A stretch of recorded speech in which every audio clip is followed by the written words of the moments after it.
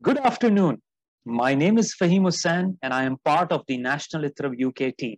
I welcome all of you to the Heritage webinar series where every month we explore the connection between faith and heritage. The broader theme for this year is Global Ismaili Jamaats, and today's webinar is part of that series. We are very fortunate to have with us today Dr. Mohamed Keshavjee, who is a respected scholar of diasporic movements.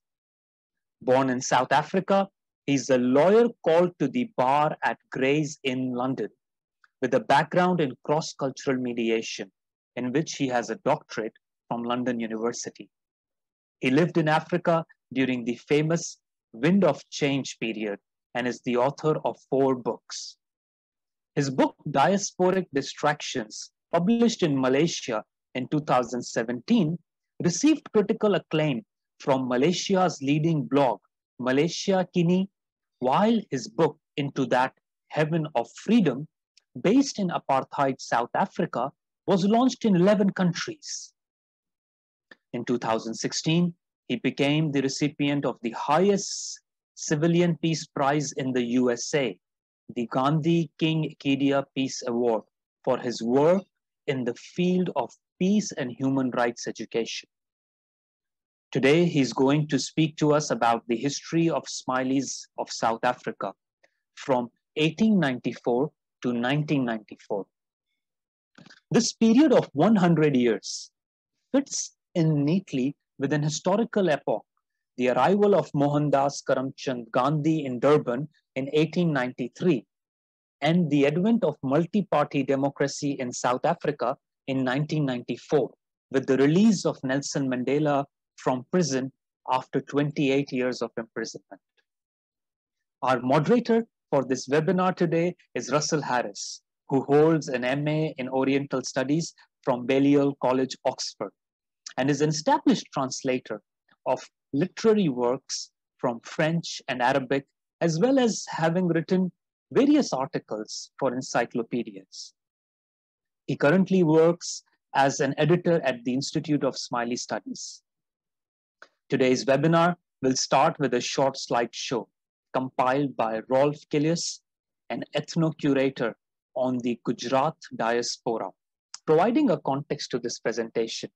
This will be followed by a photographic essay and a short conversation, which Russell will be having with our speaker today.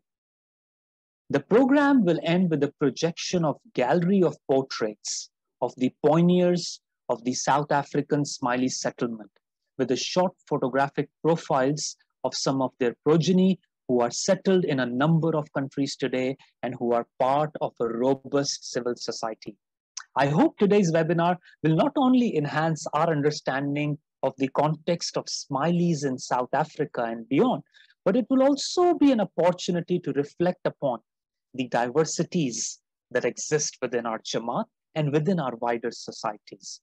So without further ado, let us now see the scene-setting vignette on the Indian history of Africa in the 20th century. Malaika, nakupenda malaika, malaika, nakupenda malaika, nami njifanyeje kijana wenzio.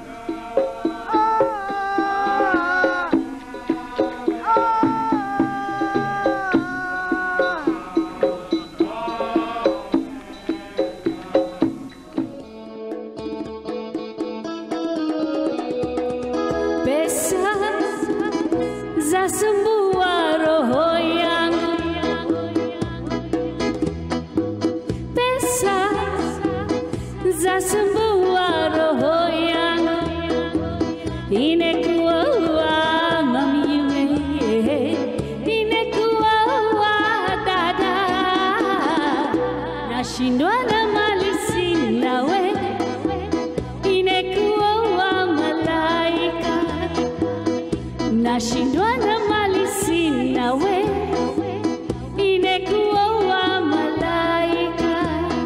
Sasa wageni ya East Africa, wageni ya Nairobi, wageni ya Kisumu, Kericho, Mombasa, wageni ya Uganda, wageni ya Tanzania, karibuni watu wote, karibuni kwa Gujarati Yatra. Sisi amependa wewe sana, kweli tu, amependa siku wote. Karibuni.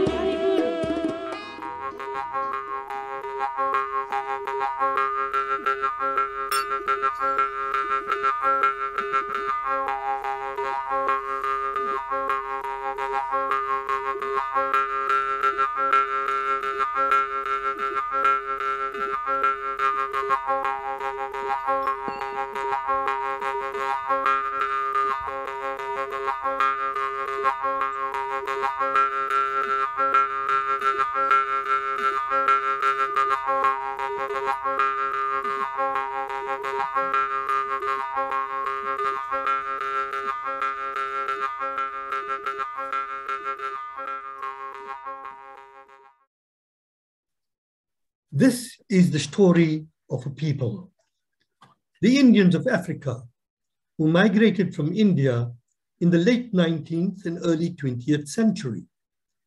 They made a new home for themselves on the coastal areas of the continent, slowly penetrating into the hinterland and opening up the interior of Eastern and Southern Africa for legitimate trade. Their candles lit up the African sky. Their trinkets adorned people's homes. Their enterprise created the necessary hope, and the resilience created the foundation for their future generations. Indians came in initially in dhows and later in steamers. Some went to Zanzibar and from there to British and German East Africa. Others went to Portuguese East Africa, some to Central Africa and Madagascar. And in the case of the Ismailis from Kathiawar, they went to the southernmost tip of the continent and started the first Ismaili settlement in South Africa in 1894. The story of the Indians of Africa is a story of courage, of enterprise, of resilience, and indeed of hope and aspiration as they braved major upheavals, climatic, economic, social, political, and environmental in the 20th century. My focus today against this backdrop is going to be on the Ismailis of South Africa, whose 20th century history falls neatly between two momentous events: the arrival of Mohandas Karamchand Gandhi in South Africa in 1893 and the release from prison of Nelson Mandela in 1990 after 28 years in prison as the world's longest serving political prisoner. We will now touch on the first period, which is 1894 to 1918. This first period marks the arrival in South Africa of Mohamed Keshavjee in 1894 from Gujarat. He landed in Port Elizabeth and worked there for about a year before moving north to Pretoria, where he started his own business called K.J. Keshavjee and Company in 1895. Jivan Bapu, as he came to be known, after opening his own business, began sponsoring other members of his family and friends for immigration into South Africa.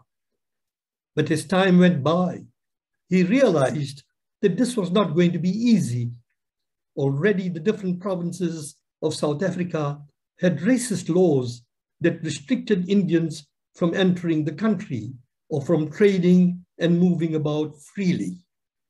Notwithstanding these challenges, Jivan Bapu sponsored many Ismailis who came into the country on the strength of his assistance. These were the Nanji Huda Amarsi family from Limdi in Gujarat and the Kanji Kasim Panchan family from Gondal, who took on the name Khoja. There was also Chaganjeva, who came from a place called Sanosra. There were other Ismailis who came to the country on their own. There were the Virji Vali and the Kanji Vali families from Diu and Daman in India. There was the Sarif Jan Mahmud family that came from Jamnagar and settled in the Cape. The Karsan family settled in Port Elizabeth, and the Haji Ramji family from Ranavav settled in northern Transvaal. Then there was the Qasim Ali Ismail family from Jamnagar, the Babul family from Una, the Alibai Natu family from Ranavav, and the Anandji family from Anyari. Jivan Bapu had three brothers, Velshi, Naran, and Manji. Manji was my grandfather. They all arrived within a few years of each other. Jivan also had two sisters named Santok and Manek. Both these sisters remained in India, but Jivan Bapu brought their only sons to South Africa. His nieces who remained in India married into families in Mozambique and Kenya respectively.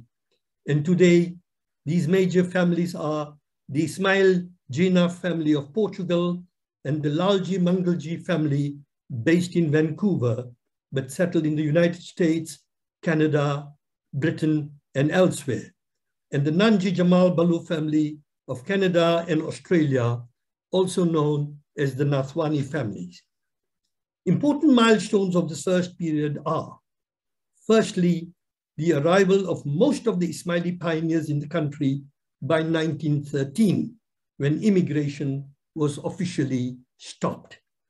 Secondly, the building of the first Jamaat Khana, which Jivan Bapu established in 1895 in Marabastad, Pretoria.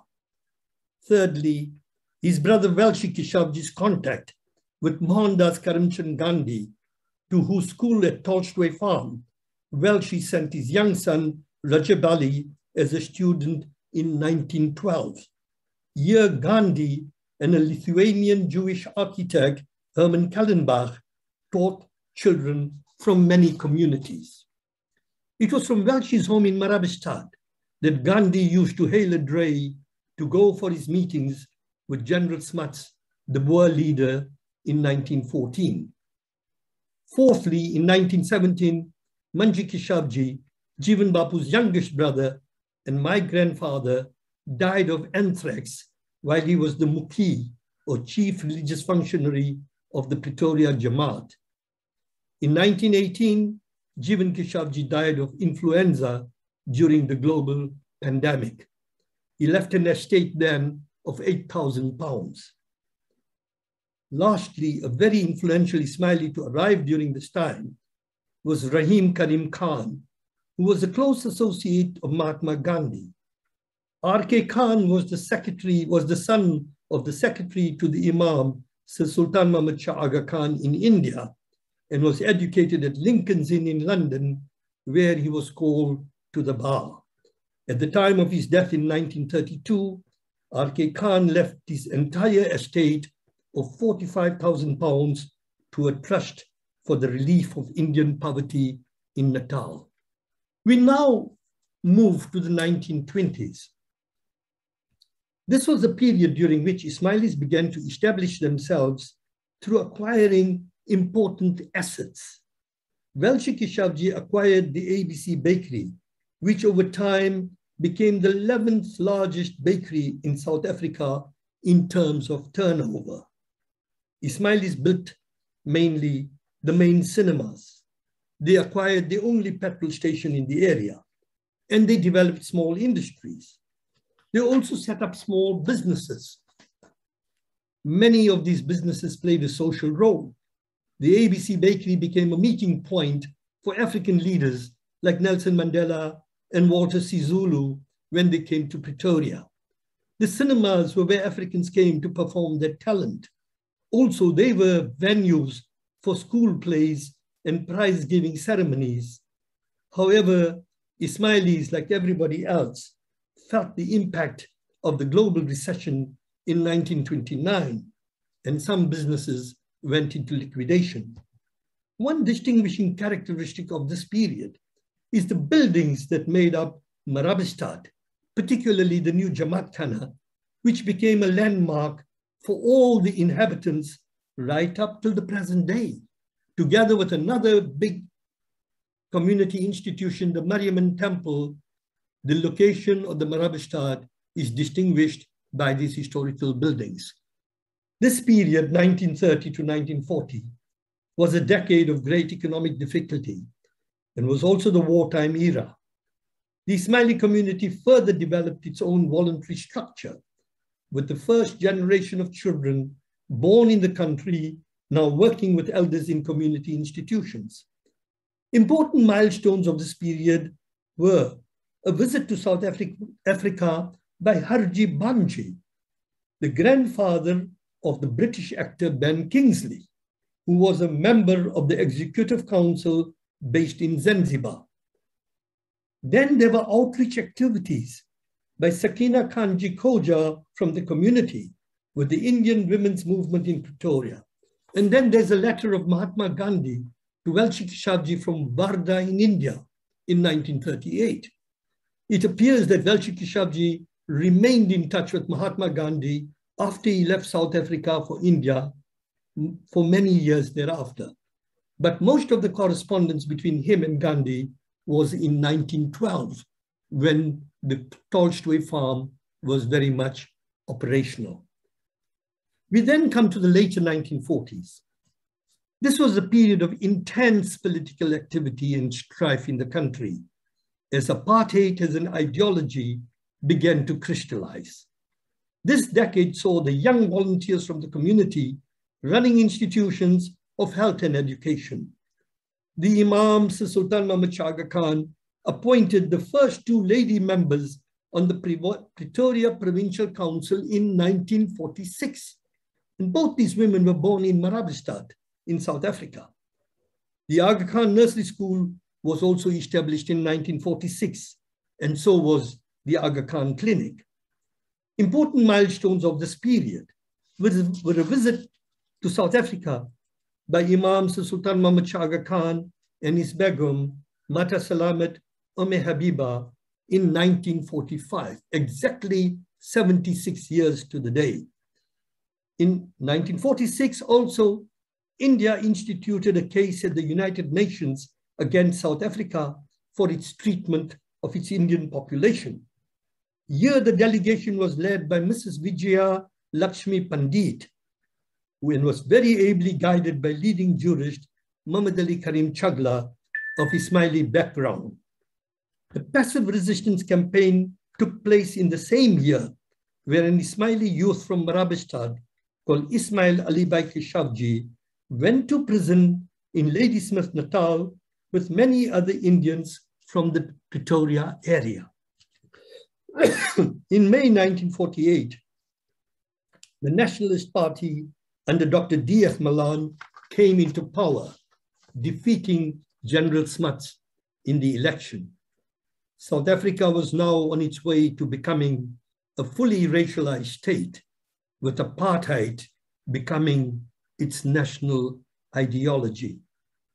The mood of the country is beautifully captured in the novel Cry the Beloved Country, an all-time classic on apartheid, written by Ellen Payton, which became a world-famous movie in which two African-American actors, Sidney Poitier and Canada Lee, played leading parts. We're now going to the 1950s. This was the period when I grew up. I remember my earliest memory of my school being closed because of political unrest in the country. I recall slogans such as Africa for the Africans with the thumbs up symbol. Names of Luthuli, Mandela, Dadu, Naicker, and Moraka were household words, and our domestic workers sang Inkosi Sikelele Africa as they gracefully rocked us to sleep. Africans were restive. They were bursting with talent and energy, but had no place to express it. Our cinemas doubled up with showing movies, but also giving Africans the opportunity to perform on the stage during the interval. Miriam Makeba used to sing on the stage with the legendary Manhattan Brothers and the Ink Spots. Dolly Rathabe, an African actress, came to Pretoria for the premiere of the first all-African cast movie, Jim Comes to Joburg, which had its Pretoria premiere at the Empire Cinema in 1949. Sidney Poitier, the African-American actor, came to South Africa in 1950 and visited the Empire Cinema with the other African-American actor who acted in Cry the Beloved Country, called Canada Lee. They got on the stage and Canada Lee spoke to the audience and inspired them with the words, "You will be free, you will be free." In the early part of the decade, the Ismaili community produced its first medical doctor, Dr. Mohamed Keshavjee, who spent most of his working life as a doctor in South Africa in the largest African township called Alexandra Township. Here, Dr. Hussein ministered to the sick and the indigent, victims of the brutality of apartheid. Later in the decade, Dr. Dolly Keshavjee qualified as a doctor, the second Ismaili woman in Africa to become a doctor. Dolly, in turn, at the Baragwanath Hospital in Johannesburg, following which she practiced in Marabastad for a short while and then left for Kenya, where she joined the newly established Aga Khan Hospital in Nairobi. Among the Marabastad doctors at the time, there were Dr. Ronnie Pillay, Dr. Dolly Keshavjee, Dr. Ibrahim. There were a small group of people, small group of doctors who were looking after the entire community. In 1951, a small segment of the Ismaili community left for Kenya. Habib Keshavjee and his nephew Bandali Keshavjee left for Nairobi. In Kenya, Habib befriended the budding Kenyan African nationalist Jomo Kenyatta, who was subsequently convicted of masterminding the Mau Mau rebellion.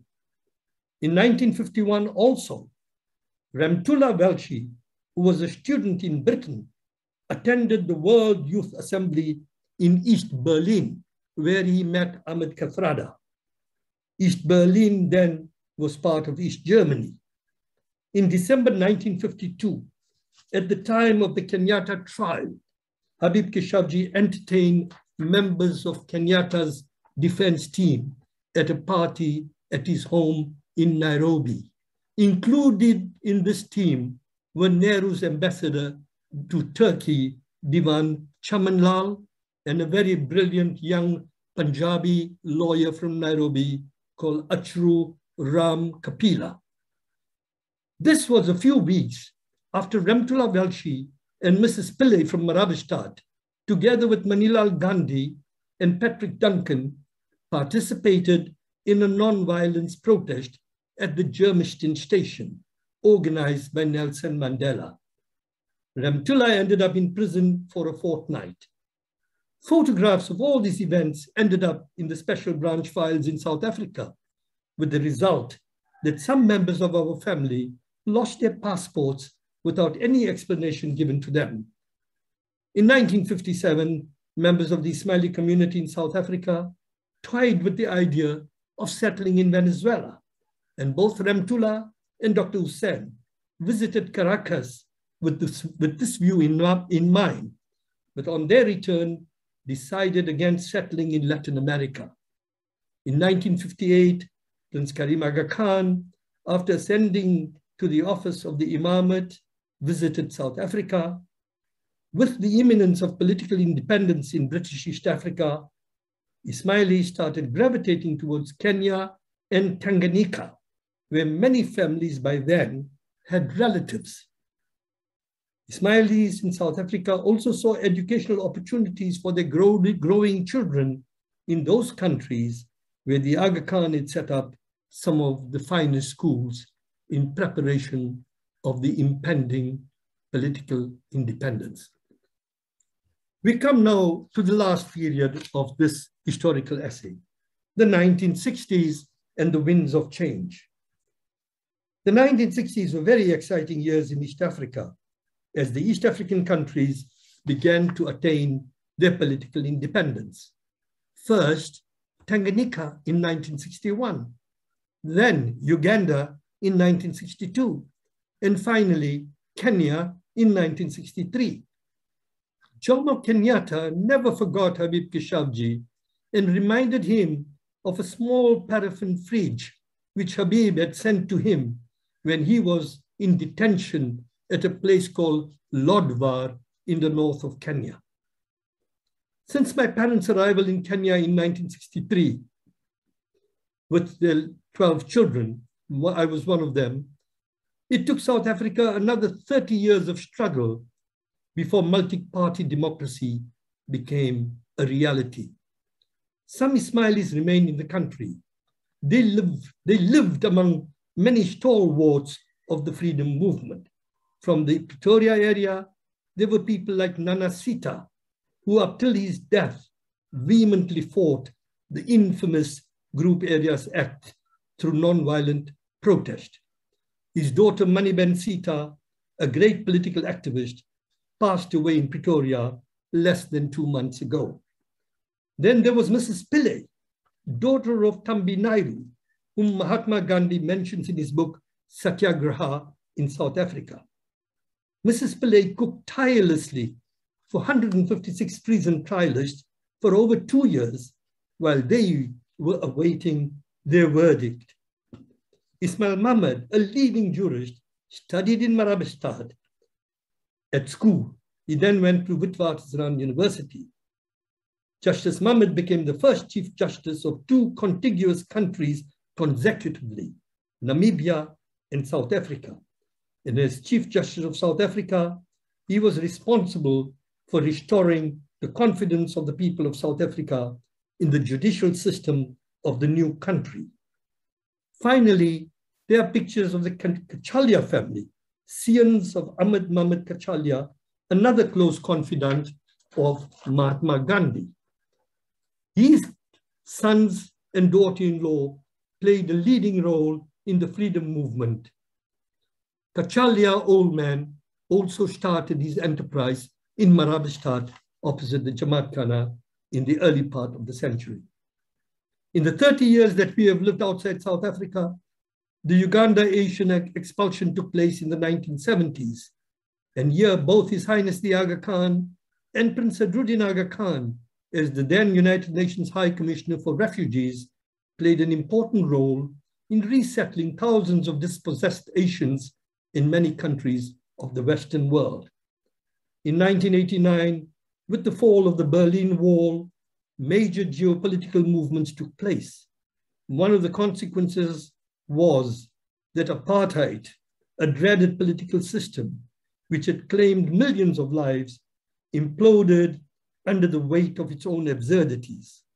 On 11th February 1990, a jubilant Nelson Mandela walked triumphantly out of prison after 28 years in detention.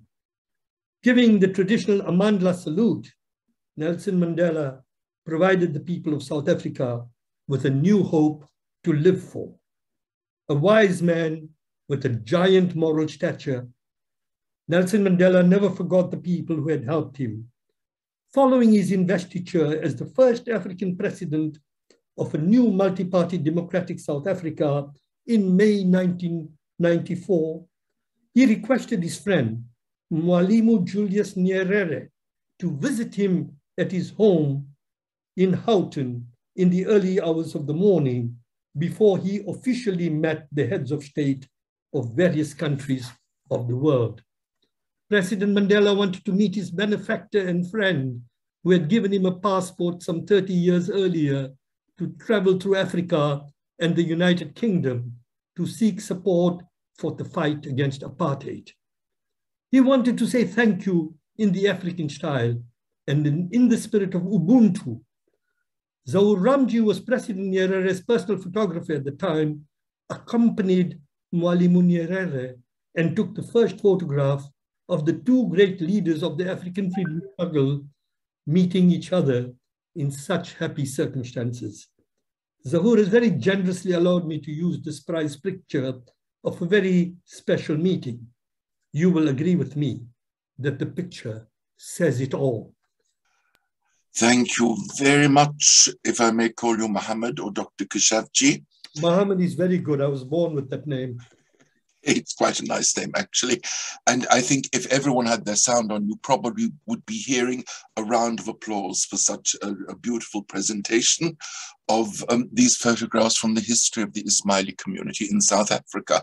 And actually, you know, I think you're setting a very good standard to show everyone that, you know, living history that happened within our lifetimes is as valid as history that happened before our lifetimes. And what you have done by taking these photographs, by putting them in date order, by setting them into their context, sets a wonderful standard. And I would hope that some of the people or all of the people listening will now start going through the photographs which their families have brought from various places around the world and making sure that they attach a little bit of information to them, even by sticking a post-it note on the back and saying, this is Auntie Mariam in 1942, because the next generation will not know who they are. So my appeal to everyone is, please follow Mohamed's lead and look at your old documents and your photographs and make sure that they have enough information on them that they will not just disappear into the history of not knowing. Anyway, I have, if you will excuse me, a few questions that I'd like to ask you, Mohamed. You know, apart from the fact that it's a fascinating story of a smallish community who were tempted to go essentially and work in South Africa on the railways, in the administration or in trade. And we also could make some sort of comparison here with other migrants to South Africa, for example, and we'll come to this later, members of the Jewish community who were fleeing from persecution in Eastern Europe. But just to go back to the crux of the issue, you know, after the apartheid regulations started to be legislated and be put into power, there's a paradox here. Did these regulations force the community into a greater self-identification, or was it a fight to keep their identification as an Ismaili community in face of the dreadful legislation that was being enacted? Maybe you could elaborate on that a little bit. Thank you, Russell. I think that's a very, very deep question you're asking, and very, very apposite in the present day South Africa. I think apartheid had two effects. It had a positive effect in getting communities to be together and become cohesive, as all adversity would. But I think one needs to dig deeper. That did the communities have a predilection to live within themselves so they could also maintain their own identity? I think both of them happened. I think at the time we were not conscious that that was happening.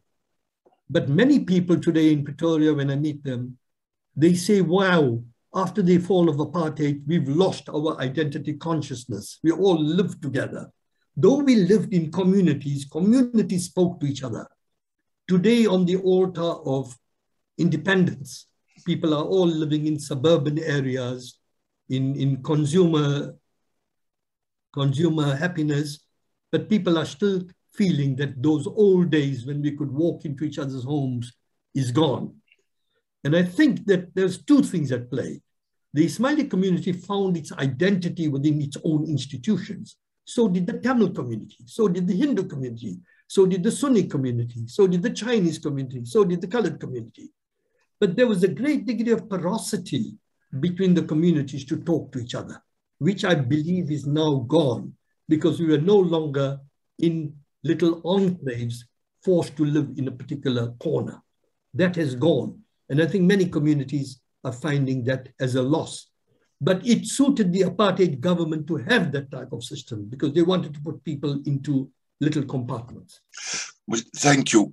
I now have a question from the audience and also a very small question from me. The question from the audience is, what happened to Mrs. Pillai?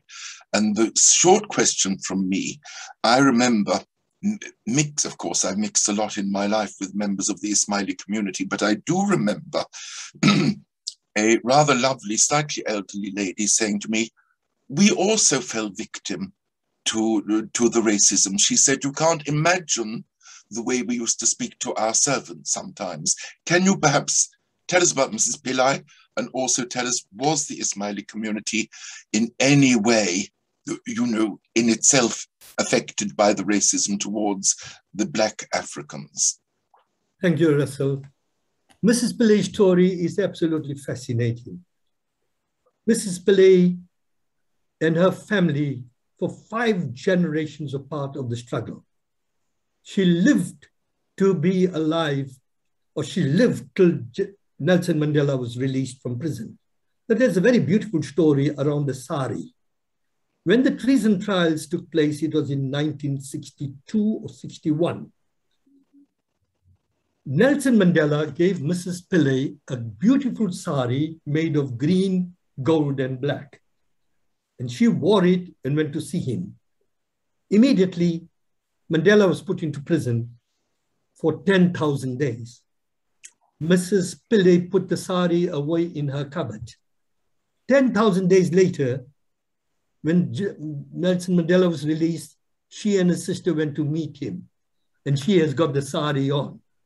And Mandela hugs her, and she's got that sari on. And he remembers what she had done for the freedom struggle. When Mrs. Pillai died, that sari was draped on a coffin. And Thabo Mbeki, I think he was deputy president, came to the funeral. And it was the South African leadership that carried a coffin when they went to bury her. That sari now is with her daughter called Panji in Toronto. And about 10 years ago, we had this reunion of all the South African families. And Panji was very, very generous in allowing me to take the silk sari in a beautiful little plastic box and show it to the people. And Mrs. Pillai's family members today are members of the judiciary in South Africa. I think one of a distant, not too distant nephew is a bencher of the Middle Temple Inn here in London. And other members of her family are playing an equally important civic role in South Africa today. What a wonderful story. Mrs. Pillai is an icon known everywhere. Your second question is, Russell, how did apartheid affect us in our our relations with the African people? Is that what I'm understanding your question? Yes, yes. You know, Russell, we had a domestic servant working with us called Joseph Sifuma. I do recall as a little boy walking in the street with him as we'd go to our restaurant. Because we'd go and open the restaurant, we'd clean it. On coming back home, the police would chase Joseph for his pass. Joseph would sprint over houses, jump over the gates and all that. But he'd want to make sure I was safe. He'd say, go home safely, run this way, do this, do that. I would come home and wonder, where is Joseph? Did the police catch him? Did they take him away? And one day I saw him sitting in one of the kitchens in our home, and he was saying a prayer at the time. And I wondered to myself, what is he saying? But our relationship with the Africans was such that they lived with us, we worked together, but there were just no facilities. There were no facilities for us to house them. For them, there were no facilities to be housed. We were all victims of the struggle. Of course, the Indians were in a better position than the Africans, but unfortunately, apartheid destroyed the very fiber of our lives. But we have beautiful moments of remembrance that these people became part of our families. That doesn't mean there may not have been racial problems in some relationships, and I don't want to say everything was hunky-dory, but our memories of those days is that we felt very much a part of a family in the same struggle. Thank you. And now I have another question from the audience. You've mentioned quite a lot in your photographic essay, the role played by ladies in running associations and setting up clinics, etc. Very briefly, are there a couple of names apart from Mrs. Pillai that you would like to mention where, did any Ismaili women go to jail for breaking the apartheid laws, or were there one or two who were really very great spokespeople? Well, two names that come to my mind are a woman called Sherbanu Faiba. Her name was Sherbanu, and we used to call her Faiba, means auntie, and a cousin called Roshan Ben. They were two teachers. They were teaching children moral education, and they ran a small school. In 1946, when the Imam came to South Africa, the leaders of the community said, we want to give these two women a little gift of £100 each.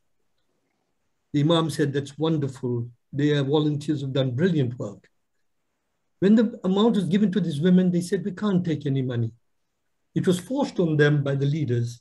And they said, we'll only take it if you start a clinic and we can work in the clinic. Use the money we're giving to start a clinic cupboard. And they started a beautiful modern clinic. Incidentally, both these women are no longer alive. The grandson of one woman is the leading lung and transplant surgeon in the world today. He performed the first pediatric lung and transplant surgery. And the second one's son is now a leading surgeon on brain aneurysms. I think he studied at Stanford. So these two women are known in the South African law as Sherbanu Faiba and Roshan Ben.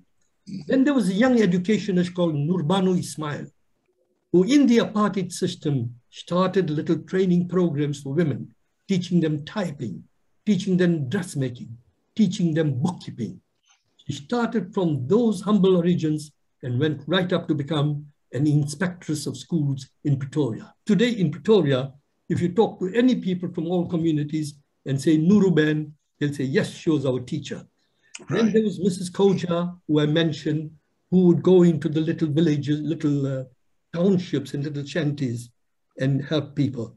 So most of the women played a big social role, whereas the men folk, the younger boys, went to prison because they were very much involved in the freedom struggle. Right.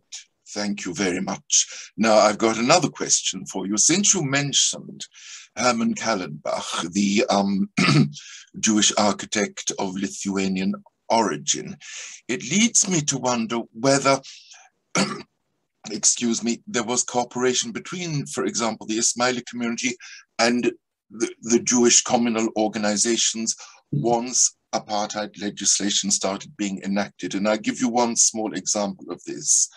In research I've been doing recently for someone else's biography, I came across a member of the Cape Legislature, Morris Alexander, who was a barrister.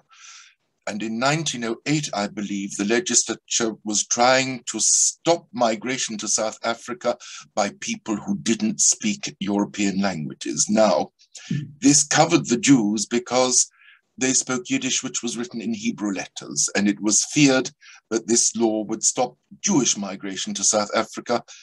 And the parliamentarian, Morris Alexander, managed to put a stop to this. But obviously, people coming from India spoke Asiatic languages, and therefore there was no more migration, I believe, after 1908.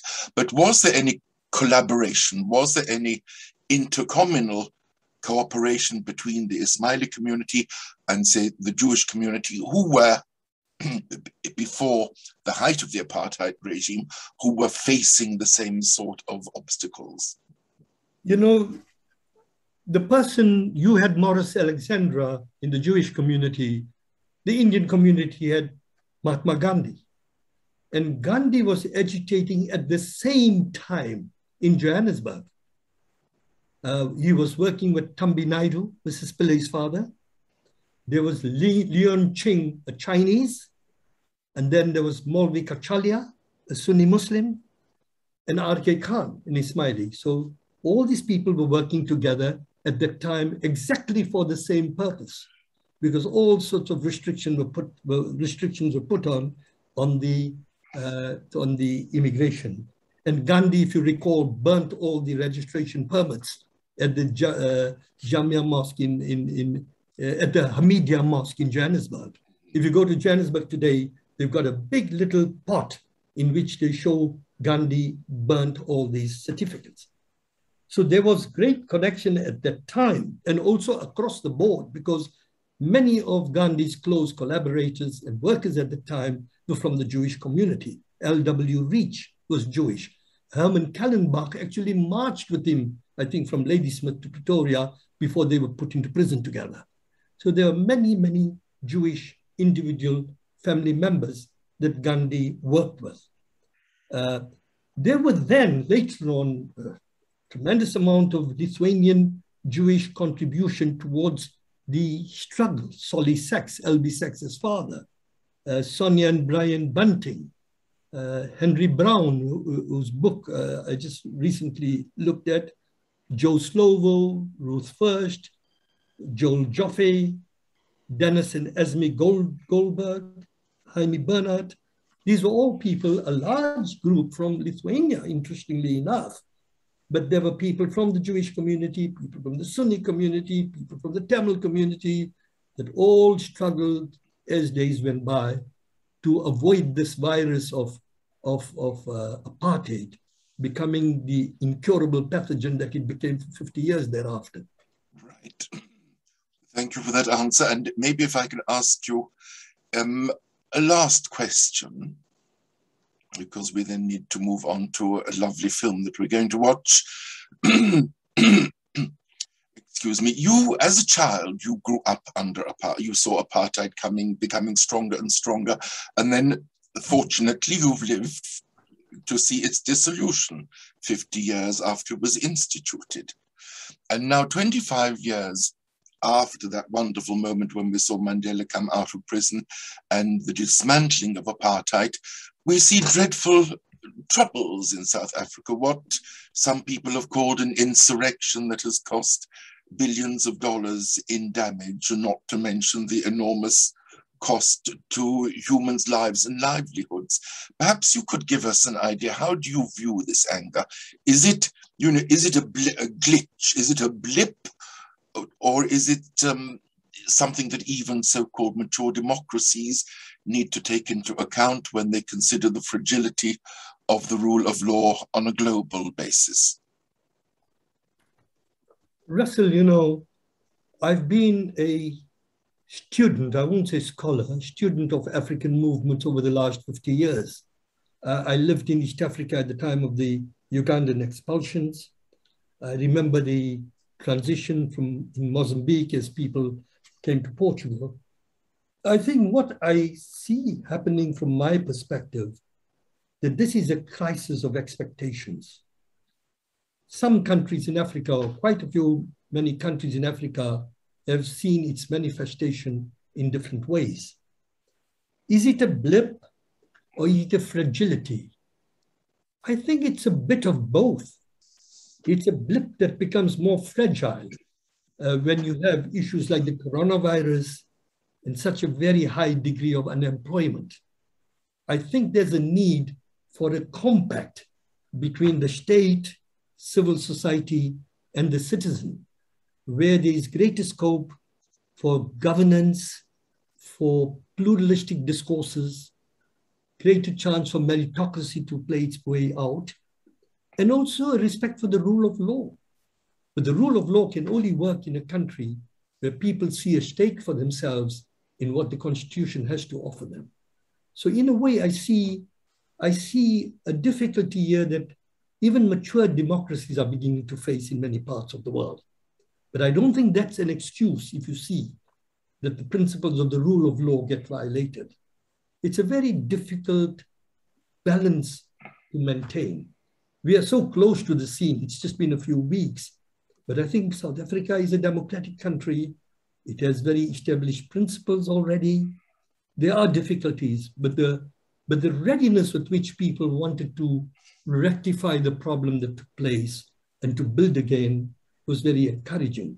It's too soon. I don't know what could happen.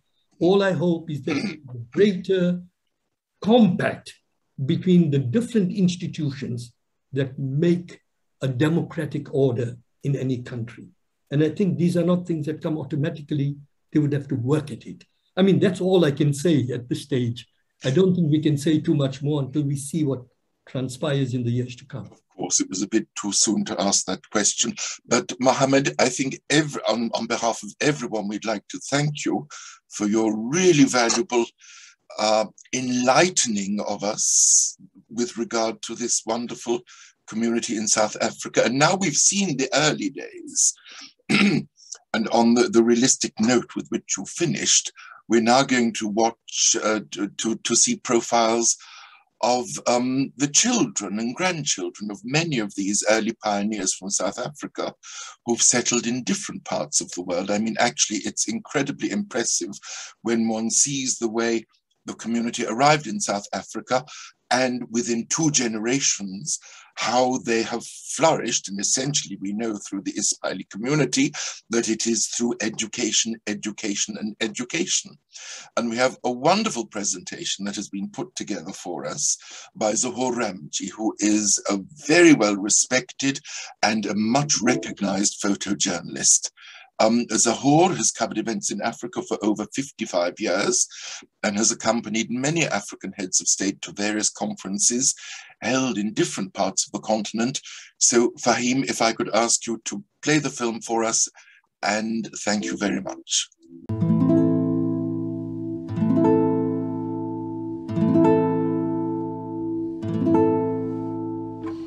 Ashok Nathwani, Sydney, Australia. Engineer by profession.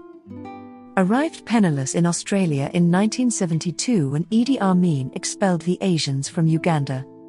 In 2010, he received the highest Rotary Award, the Paul Harris Award, for his services to humanity. In 2017, he was awarded a Member of the Order of Australia for his services to the Ismaili community in Australia and to sustainability and engineering. In 2021, the Nathwani family names were the first to be inscribed on the National Monument to Migration. Saida Rasool, Vancouver, Canada. Dentist by profession. Saida has sat on boards of major organizations, example, Simon Fraser University and United Way of the Lower Mainland, holding the highest positions. She has raised many millions for educational projects and has won numerous awards for excellence, including the Order of British Columbia. She has also won the Queen Elizabeth XI Diamond Jubilee Medal for contributions as chair of the Simon Fraser University. Her main commitment is to creating impact and new knowledge in oral health in the developing world through action research, hands-on education and innovative interventions in the community.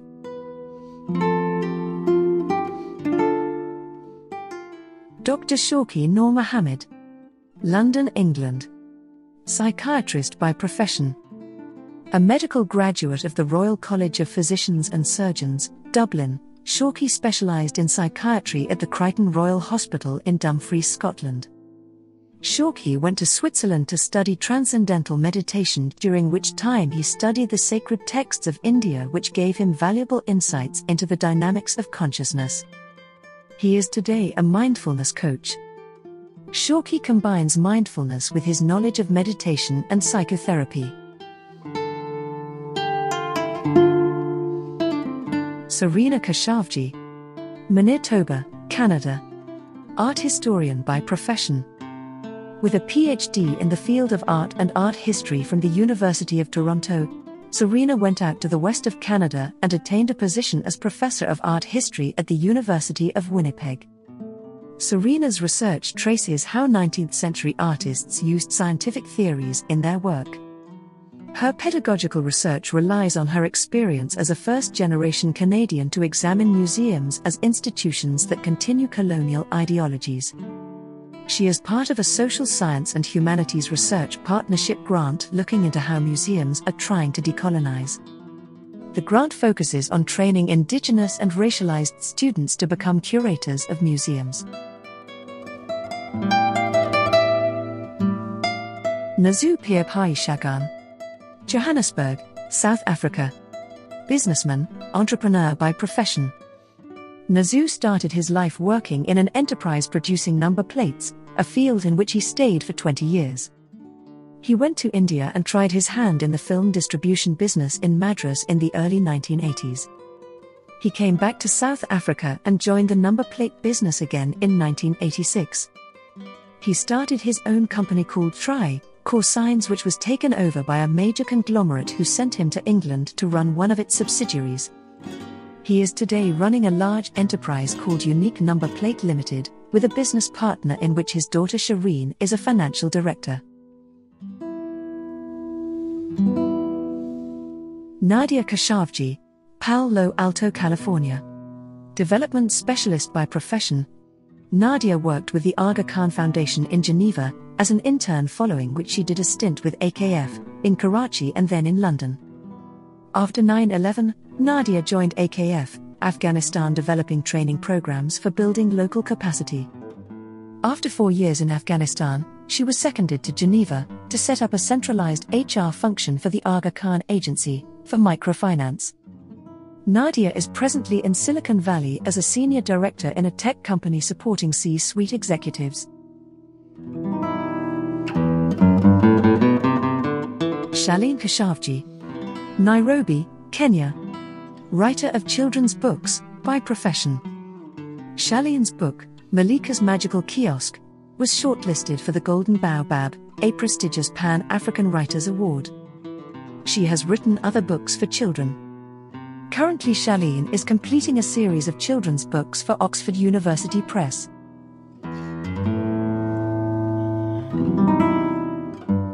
Anish Akbar Ali, Nairobi, Kenya. Entrepreneur in the hospitality industry. Anish, from South Africa as a young girl of 8 and went to Tanganyika with her parents. To quote her words, "Arusha was the best thing that ever happened to her." Anish learned to acquire a multicultural outlook on life, combining the best of what South Africa had taught her and what Tanganyika, as a free African country, was able to offer. She developed a passion for learning and appreciating good books and good music. With an entrepreneurial outlook combined with hard work, Anish and her husband Nazir have set up some excellent hotels in South Africa and Kenya. They combine an entrepreneurial spirit with deep social purpose, always ready to help a helping hand to a good social cause.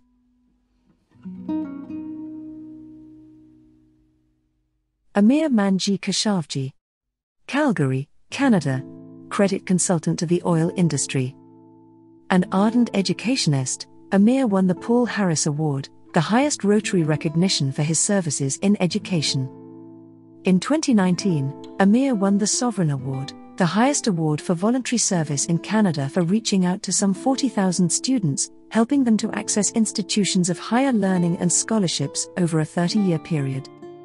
Amir is presently championing with the Secretary General of the UN the possibility of making free post-secondary higher education a basic human right for all. He mentors students from all over the world, each day, by providing guidance to them on how they can access institutions of higher learning and where they can apply for scholarships to embark on their careers.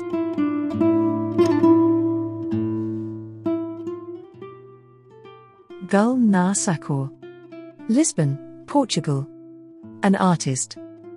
Gulnar came to the world of art late in life, but has excelled as an outstanding artist whose work has been displayed in galleries in Portugal, other European Union cities and the Middle East. Gulnar has experimented with several techniques, while focusing mainly on the use of acrylics, mixed media and collages. It is in art that she finds peace and the lightness of spirit, something that renews her energy each day that she is alive.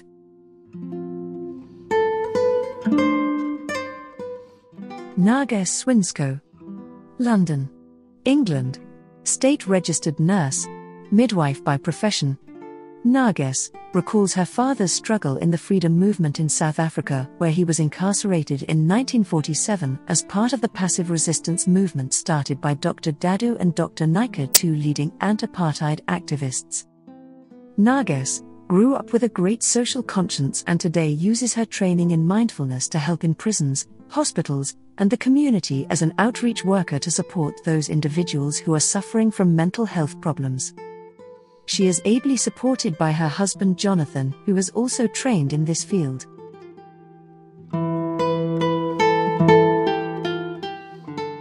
Yusuf Habib Keshavjee, Nairobi, Kenya, economist, entrepreneur by profession.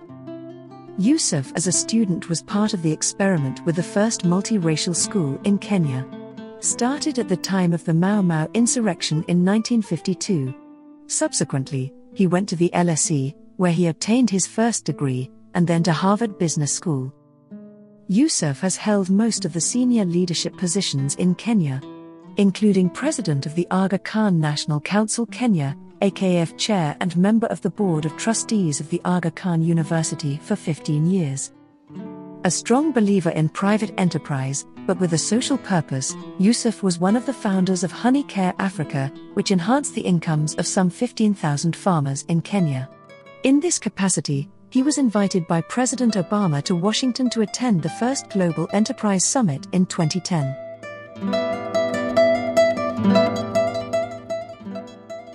Aziz Nanji, Calgary, Canada, social worker by profession, with a health background. Aziz was expelled by Idi Amin from Uganda and arrived in Canada in 1972, where he continued his medical studies at Queen's University in Canada. A well-read individual, his concerns have always been for third world countries and marginalized populations. He continued his work for marginalized people in the social health field in Western Canada, where he sired 2 children, one of whom is now a Crown prosecutor in the Alberta courts and the other, an accountant, with 3 degrees.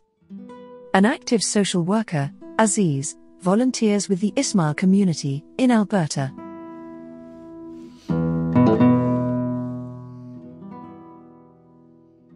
Saadat Keshavjee, Calgary, Canada, hotel management, land development and property management. Using his hotel management background, over a 4-decade period, Saadat pivoted in the field of property management, handling some of the biggest properties in Alberta, ranging from malls to condominiums and private homes. He made property management and development into a career and developed processes and systems which he fed back into teaching in institutions across Canada. Saadat has served as president of the Real Estate Institute of Canada and director of the Chicago-based Institute of Real Estate Management. As a faculty of the IRM, he has taught property management courses across Canada for over 35 years now. An ardent supporter of the Rotary Club, he has joined many delegations and participated in projects in the developing world. He is a Paul Harris Award winner, and for many years now has opened his home to international students for the Rotary Student Exchange Program.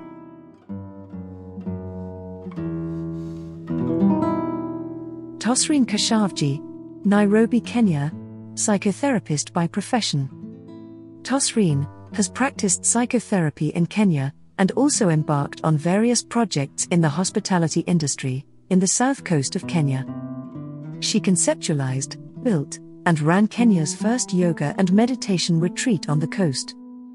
Tosreen worked at the United Nations Environment Programme in Nairobi, creating programs for youth and the environment. She also developed training modules for new psychotherapists to help them set up their private practices. A cosmopolite, Tosreen feels at home in a number of countries where she has lived.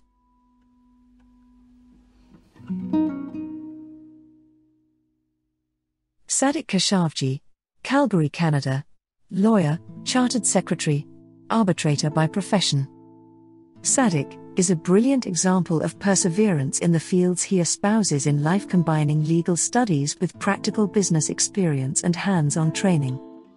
He has written some very practical handbooks on wills and trusts and has given training sessions in this field. He has also trained people in arbitration and is very knowledgeable on Canadian immigration law and procedures. Saadat is a Rotary Paul Harris Fellow in recognition of his teaching of wills and trusts. He was chairman of the Regional Conciliation and Arbitration Board in Mombasa, Kenya, a position he held for 2 terms.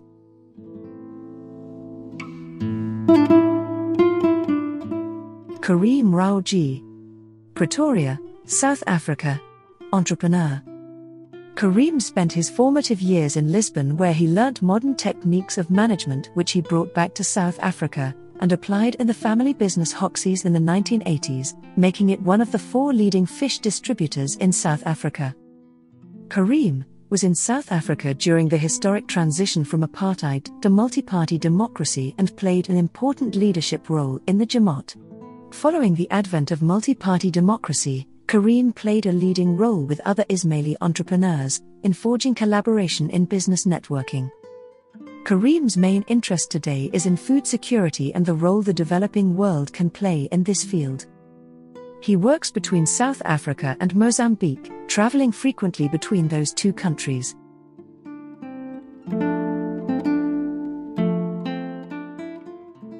Mohamed Keshavjee, London, UK, air traffic controller by profession. Amin arrived in the UK in 1961 and joined the RAF and trained as an air traffic controller, following which he served in the UK, Germany and Cyprus. In 1977, Amin went to Dubai and worked as a manager with a construction company. In 1980 he returned to the UK and joined the Ismaili Tariqa and Religious Education Board in an administrative capacity. In 1995, he joined the UK Civil Service as a Frauds Benefits Investigation Officer. Up until the COVID lockdown in 2020, he served as a volunteer at the Mount Vernon Cancer Centre in Northwood, England.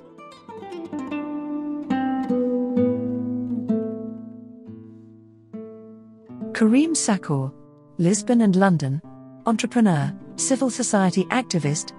Karim is a government-appointed independent member of the Cross-Government, Anti-Muslim Hatred Working Advisory Group.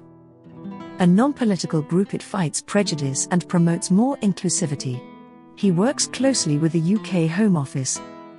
With strong links with Portugal, Karim is currently a vice-chairman of the Anglo-Portuguese Society, founded in 1938 to commemorate the Treaty of Windsor, 1386, fostering the historic relationship between Britain and Portugal.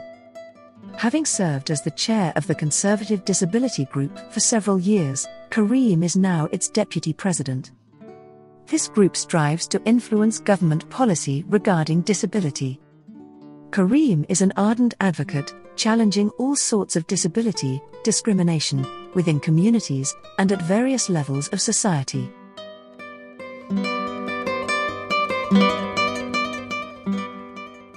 Shahed Karim, Aigues-les-Mots, France, M.A., Public Communications and Public Relations.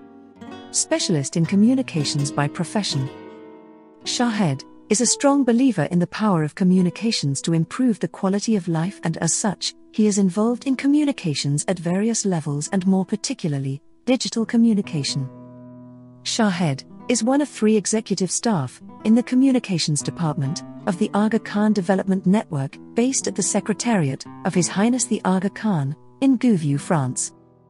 He has a background in business economics and works in a number of fields associated with communication, including strategic planning, project management, logistics, marketing, budgeting, digital technology and human resource management. Shahed's continuing education includes writing for social media and leading in the digital age.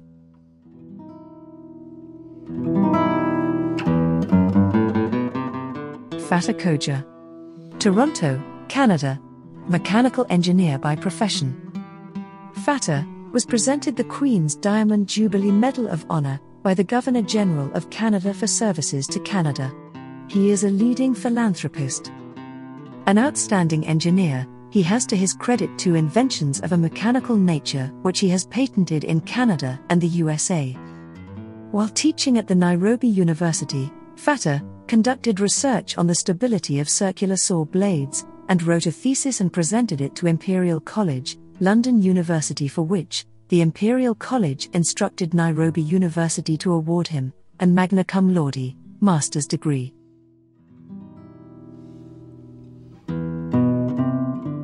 Diamond Ali Ismail, Toronto, Canada, teacher and educationist by profession.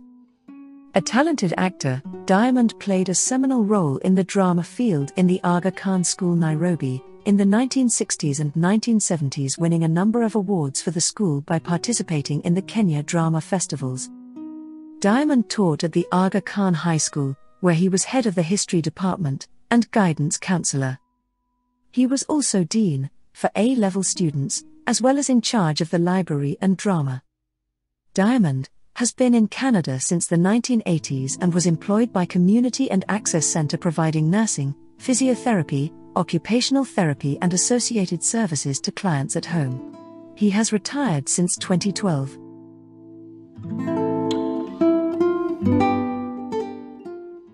Irfan Yusuf Keshavjee, Nairobi, Kenya.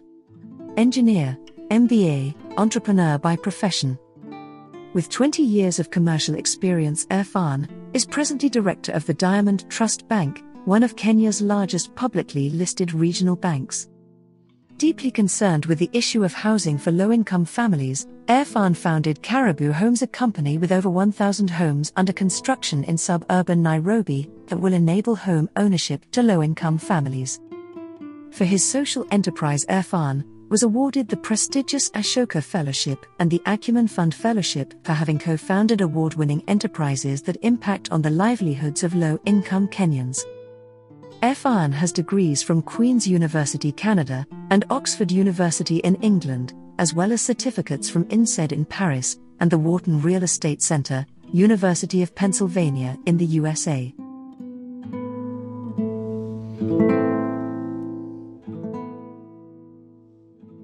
Mercedes Becerra, Cambridge, Massachusetts. Professor, epidemiologist by profession. Mercy, as she is popularly known, is a professor at Harvard Medical School.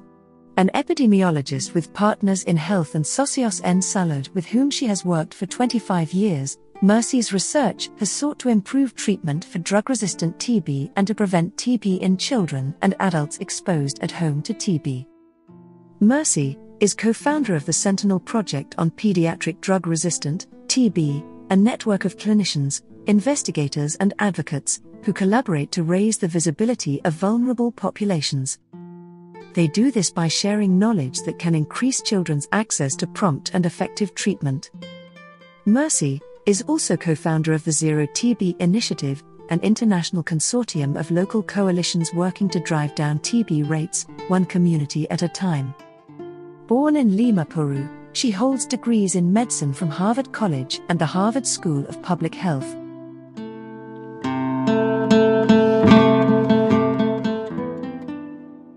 Rashid Keshavjee, Toronto, Canada.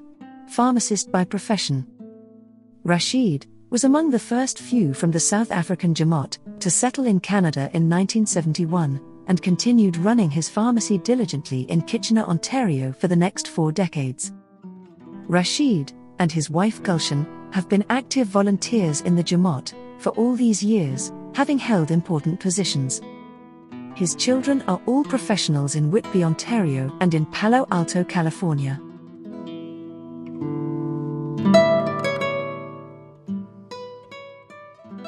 Ali Velshi, New York, USA. Broadcast journalist by profession.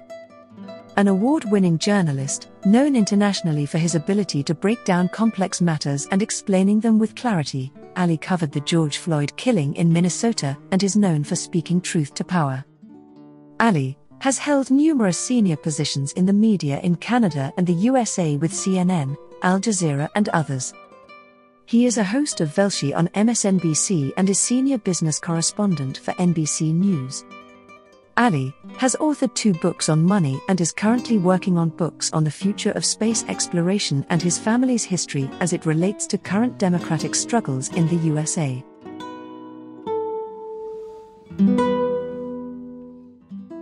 Rashida Keshavjee, Calgary, Canada. Educationist, sociology of education by profession.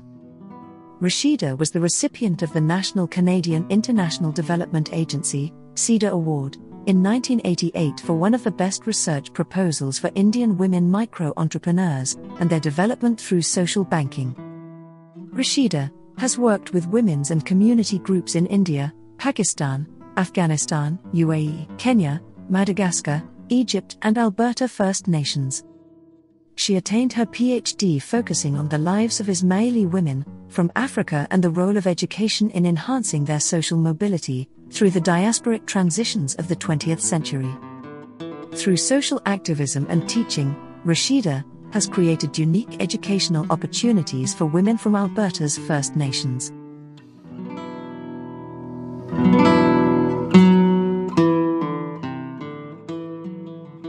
Shamim Sarif, London, England, filmmaker, author by profession. Shamim is an award-winning British, Canadian novelist, screenwriter, and director. Her two latest books, The Athena Protocol and its sequel The Shadow Mission, are thrillers from HarperCollins. Her feature films as a writer and director, all based on her novels, have won 47 awards between them. Shamim is an accomplished speaker at conferences such as TED, INK and DLD, and is a member of BAFTA, the DGC and the WGA, and was invited to join AMPAS in 2019.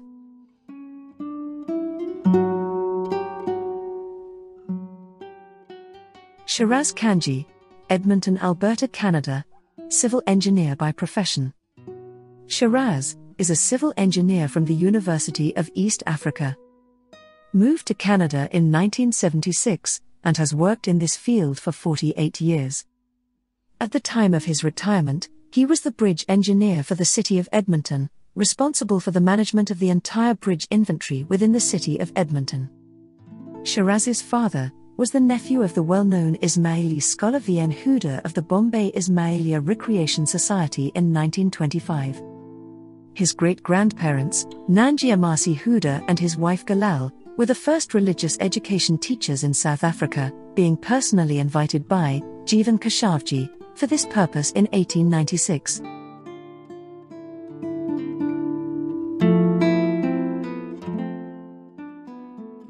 Fatima Johnson Keshavjee, Calgary, Canada, nurse, health administrator, public health nutritionist by profession. Fatima has worked for 30 years as both a surgical and community health nurse, and has had positions in administration and research in evaluation, quality improvement and service planning within 6 different cities in Canada and various population groups. Fatima is now embarking on her own business as a health consultant specializing in evaluation. She plans to specialize in the review, monitoring and auditing of health services technologies, products and innovations for the purpose of health sector improvements.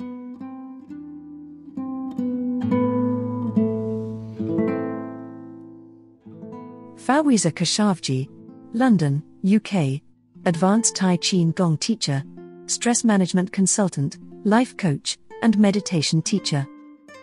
Fawiza has studied with various teachers and educational institutions for over 15 years, acquiring a deep knowledge and understanding of the healing, spiritual and self-development fields. Since 2004, Fawiza has been teaching over 1,000 students within group classes, corporate classes, well-being workshops, private clients, online courses and at fitness centers and adult learning institutions. Fawiza also ran the Ismaili Tarika and religious education boards, reading clubs as a volunteer for 10 years.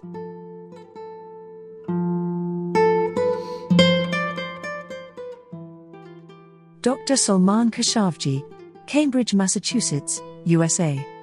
Medical anthropologist, medical doctor. Salman is professor of global health and social medicine at Harvard Medical School and director of Harvard Medical School Center for Global Health Delivery, Dubai. He is the author of the book, Blind Spot: How Neoliberalism Infiltrated Global Health. He has worked extensively with the Boston-based nonprofit Partners in Health, PIH, on the treatment of multi-drug-resistant tuberculosis, MDR-TB, and has traveled extensively through Russia and other parts of the world. From July 2021, Salman and his wife Professor Mercedes Becerra Mercy have become faculty deans of Adams House, one of the 12 residential houses at Harvard University.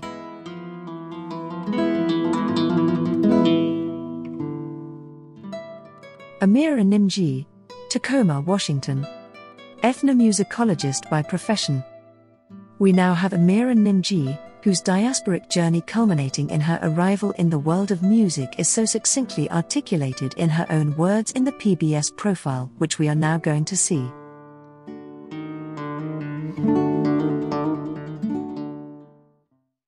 The following is a presentation of KBTC Profiles.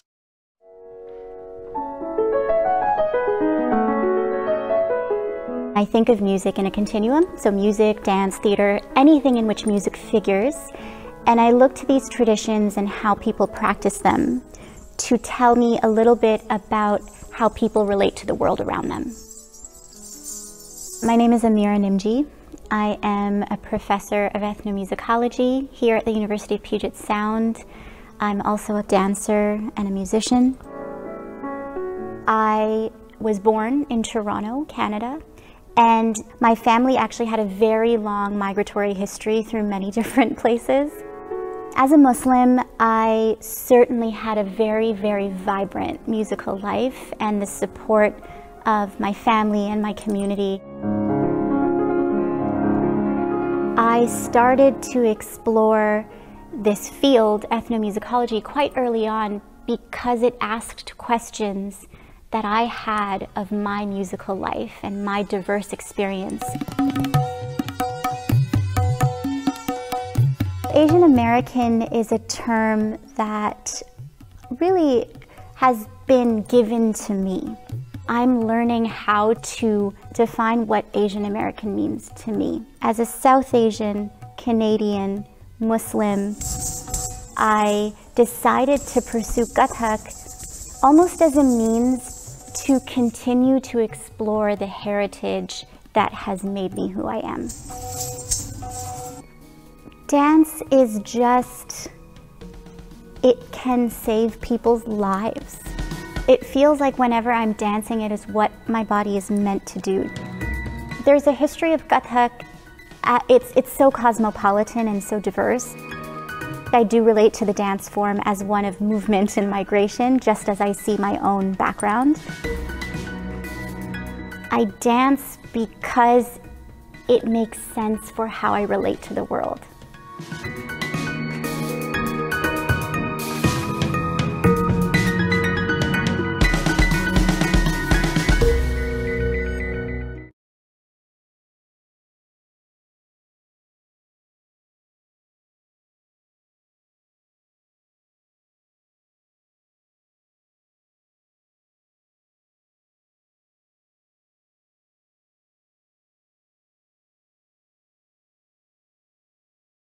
What a wonderful way to bring all these memories together.